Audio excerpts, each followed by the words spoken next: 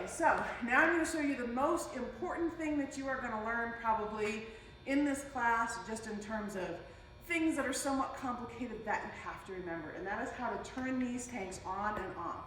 This is something you will be doing over and over again during the course of the semester, and it does involve a number of steps, so sometimes people kind of get confused. So be sure to go back and watch this video again if you sort of lose track of what you're supposed to do.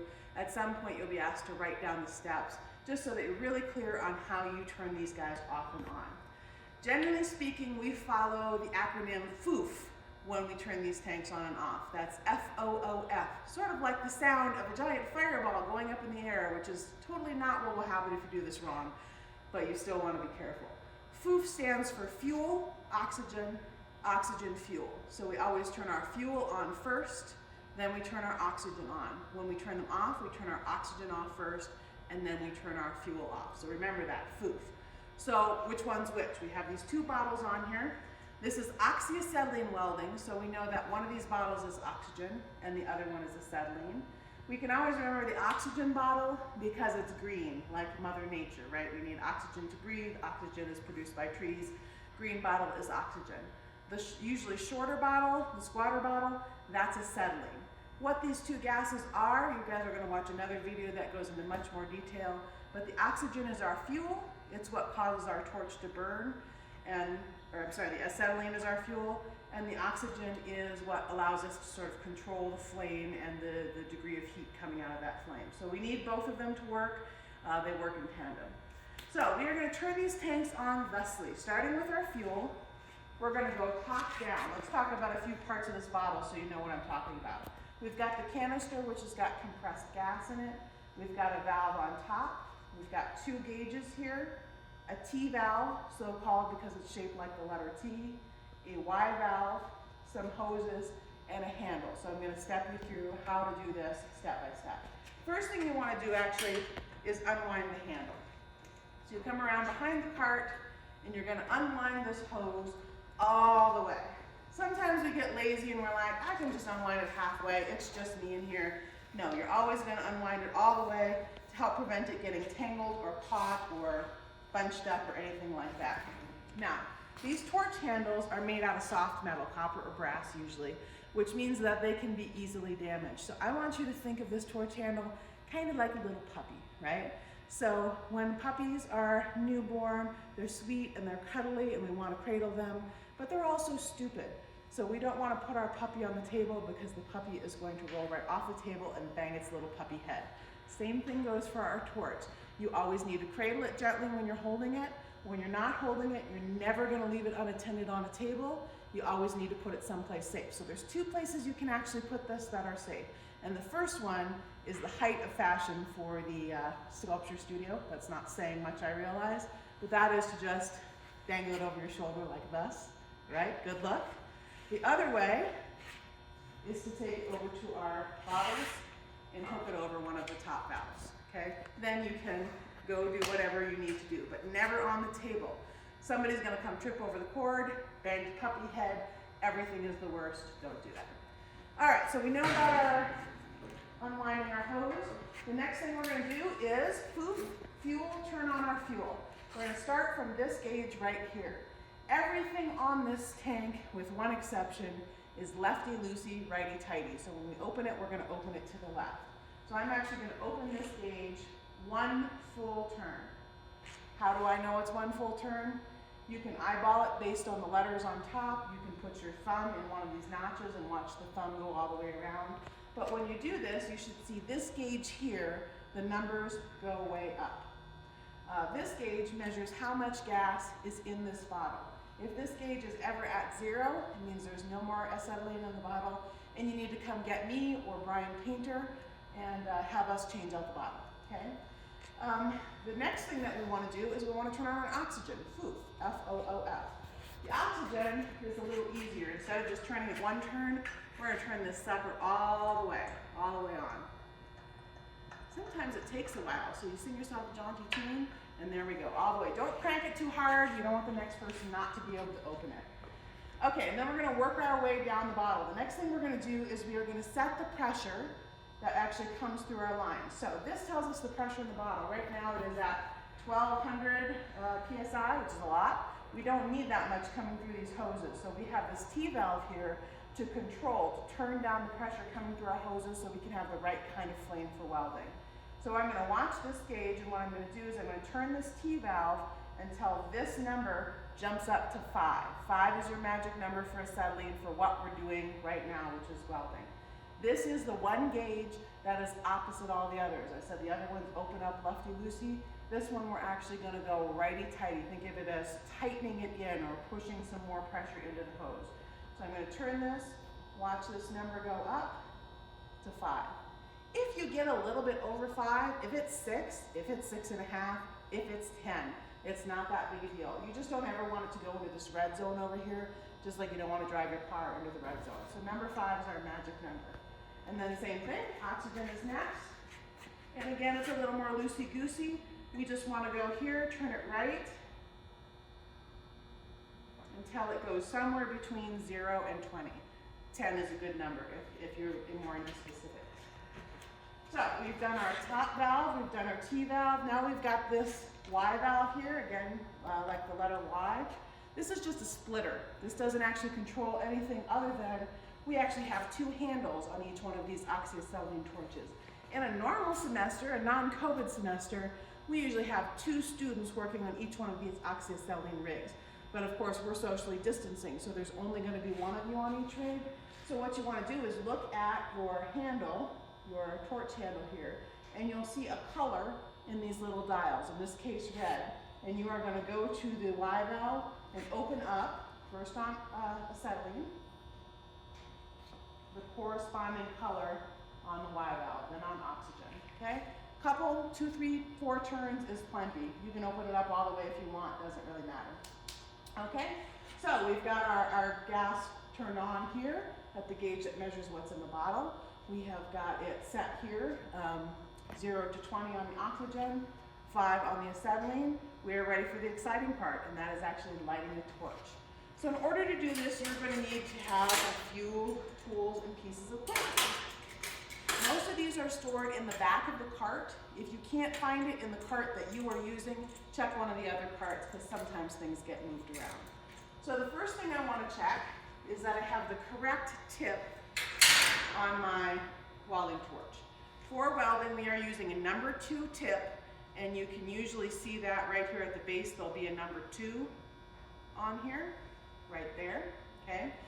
If you're not sure, come ask me and I'm happy to help you. They should always be number 2s for you guys. It's just sometimes somebody comes in here and they put this big honking thing or something on there and you're not going to be able to weld with this. So make sure you have the correct tip on there. Let's see, what else? Usually we want the tip to be facing up. So if you have to adjust it, you just unscrew this, this nut right here and move it where you want it, tighten it back down. We will also need one of these guys. This is a striker. This is the way that we're going to create a spark in order to light our torch. We never use matches or lighters in here. It's just a safety concern with having gas around the studio, so we use a striker.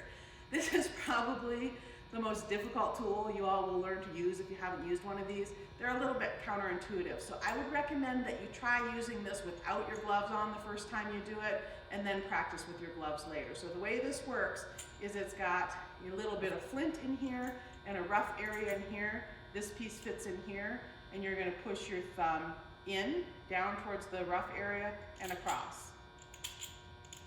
Get in the habit of learning to do it kind of turned upside down, because that's how you're going to be lighting your torch, okay? So practice with your striker a few times.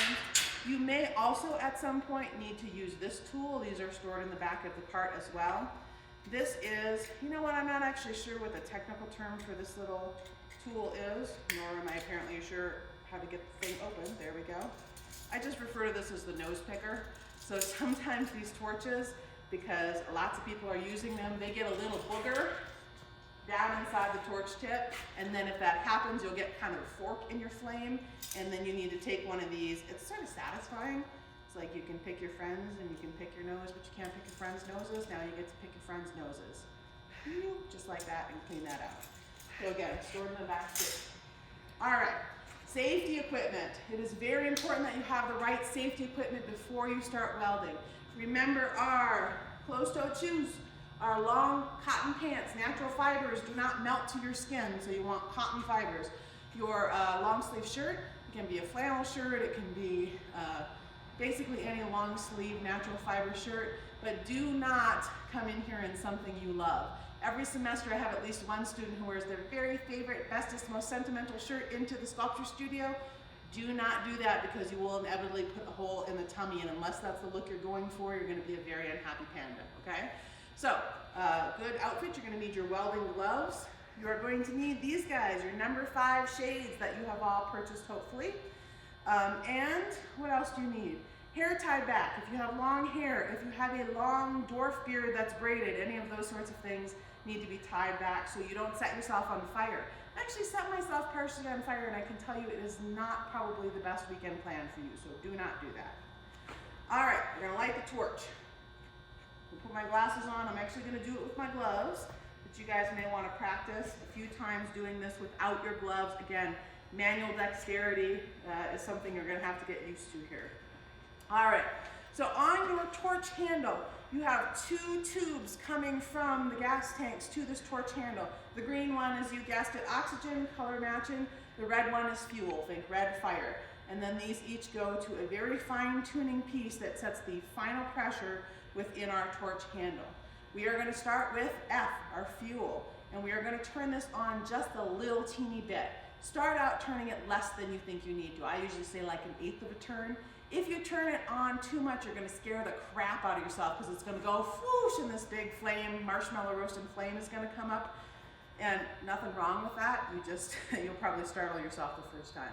It is very, very, very, very important when you are lighting the torch to think of this like a loaded gun. So you are not going to point it into your face. You are not going to point it into your armpit or any other part of your body, and you are not going to point it at somebody across the table. My first semester here in the sculpture lab, I was helping out in one of Brian's classes, and a student lit her torch with this thing turned way on, and the thing was about 1/2 inch from my face and setting me on fire. You will not make friends that way, and it does not kill COVID-19, so do not do it, okay? We're just gonna turn it on either facing up or down at the table. Like I said, 1/8 of a turn. Then we're gonna get our striker.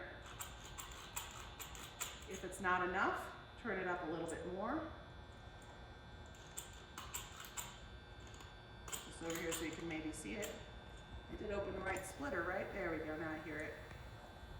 Acetylene has a very distinctive smell, so you might smell it, but it's not like propane in your house. It's not gonna set you on fire. So sometimes when you light this, there'll be a gap between the bottom of the flame and the torch. If that happens, you're gonna turn your acetylene down until they join together like this. Sometimes when you turn it on, it's a sad little flame like this that's giving off a lot of smoke. If that's happening, you're gonna turn it up.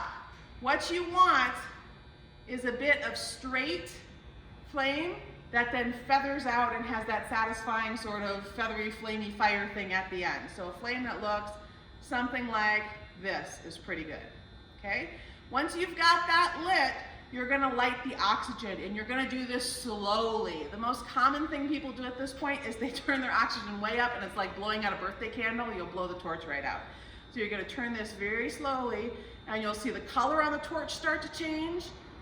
The roar will get a little bit louder.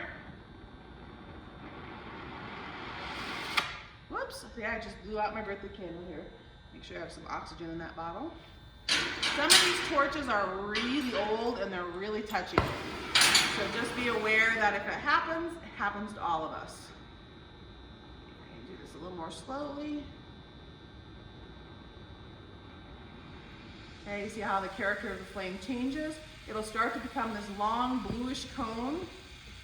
You're gonna keep turning it until you see 3 cones form. You should hopefully see an outer cone, a middle cone, and then down at the bottom an inner cone. If you can't see that super clearly with this video, the other video I'm gonna have you watch, we'll see this. You'll see this a little easier. You're gonna keep turning this until that middle cone and the very inner cone, that little tiny blue one, are more or less the same.